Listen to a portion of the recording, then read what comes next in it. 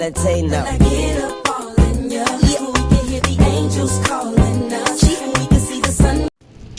Assalamualaikum warahmatullahi wabarakatuh. Perkenalkan, kami dari kelompok 3 mata kuliah Promosi Kesehatan dan Pariwisata Universitas Prima Nusantara Bukit Tinggi. Perkenalkan, nama saya Fatma Yulia sebagai moderator saat ini. Kami di sini akan memaparkan materi kami tentang bahayanya malnutrisi pada balita yang kami lakukan di Puskesmas Gulai Bancar.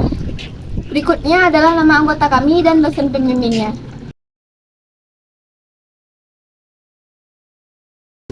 Baiklah, kami di sini akan menjelaskan tentang bahayanya malnutrisi pada balita yang materi 1 yang akan disampaikan oleh pemateri 1. Pemateri 1 kami persilahkan. Malnutrisi pada balita adalah kondisi ketika balita tidak mendapatkan asupan nutrisi yang sesuai dengan kebutuhannya. Kondisi ini tidak boleh dianggap sepele karena bisa berdampak pada kondisi kesehatan balita secara umum dan proses pertumbuh kembangnya. 1000 hari pertama kehidupan balita merupakan periode emas bagi tumbuh kembangnya. Pada periode ini, balita membutuhkan asupan nutrisi yang memadai untuk mengoptimalkan pertumbuhannya. Selanjutnya, pada pemateri 2 dipersilahkan. Kebutuhan zat gizi makro balita. Status kebutuhan gizi makro balita usia 1-2 tahun meliputi yang pertama yaitu energi sebesar 1125 kalori, yang kedua yaitu protein sebesar 26 gram, yang ketiga yaitu karbohidrat sebesar 155 gram, yang keempat yaitu lemak sebesar 44 gram, yang kelima yaitu air sebesar 1200 ml, dan yang terakhir yaitu serat sebesar 16 gram. Selanjutnya yaitu kebutuhan zat gizi makro harian balita usia 4-5 tahun atau disebut juga dengan usia prasekolah, meliputi yang pertama yaitu energi sebesar 1600 kilokalori, yang kedua yaitu protein sebesar 25 gram, yang ketiga yaitu karbohidrat sebesar 220 gram, yang keempat yaitu lemak sebesar 62 gram, yang kelima yaitu air sebesar 1500 ml, dan yang terakhir yaitu serat sebesar 22 gram. Selanjutnya, kepada pemateri 3 dipersilahkan. Selanjutnya, beberapa makanan bergizi pencegahan malnutrisi. 1. Karbohidrat seperti nasi, kentang, ubi, dan jagung.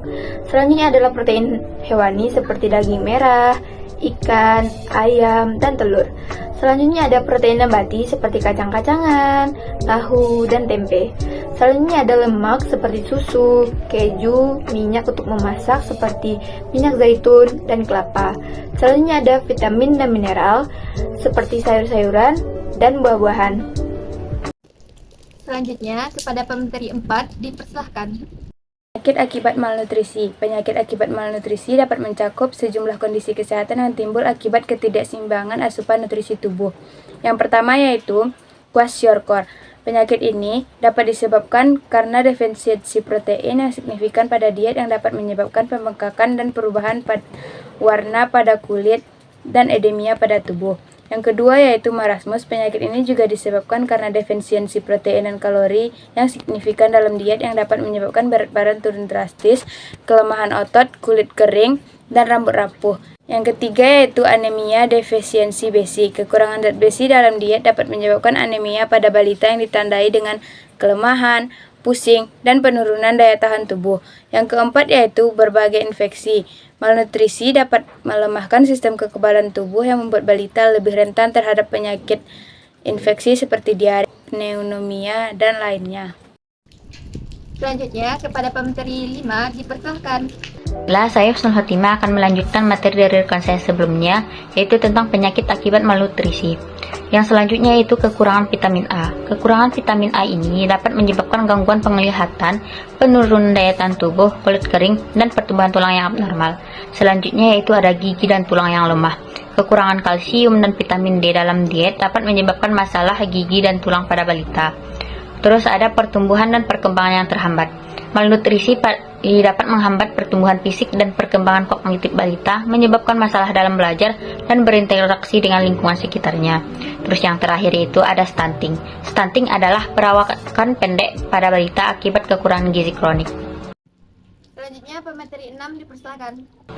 Cara mencegah malnutrisi. Untuk mencegah malnutrisi pada balita beberapa langkah yang termasuk 1. Pemberian ASI yang eksklusif. Memberi ASI secara eksklusif selama 6 bulan pertama. Kehidupan bayi dapat memberikan gizi optimal dan perlindungan terhadap infeksi. 2. Pemberian makanan bergizi.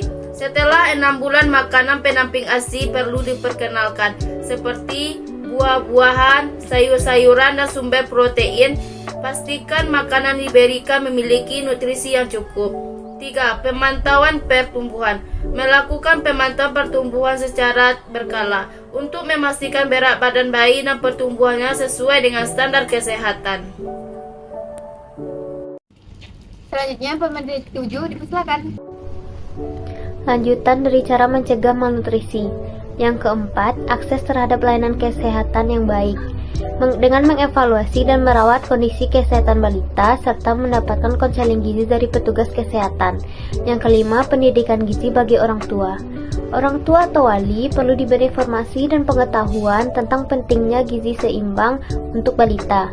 Yang keenam, akses terhadap air bersih dan sanitasi.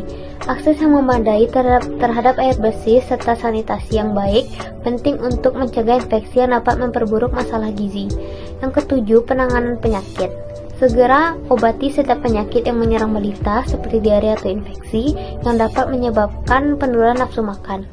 Yang terakhir yaitu imunisasi. Imunisasi sangat penting bagi balita di usianya, yaitu seperti imunisasi campak, PCV, influenza, vaksin MMR, vaksin JE, tifoid, dan juga hepatitis A. Sekian hasil penyampaian materi tentang bahayanya malnutrisi pada balita. Berikutnya adalah dokumentasi penyuluhan yang kami lakukan di Puskesmas Gulai Banca. Dan sekian, terima kasih. Menaklukkan ragu, beranikan diri, kan ku kejar mimpi, kan ku terbang tinggi. Tak ada kata tidak, ku pasti bisa. Yeah, Bobby Valentino.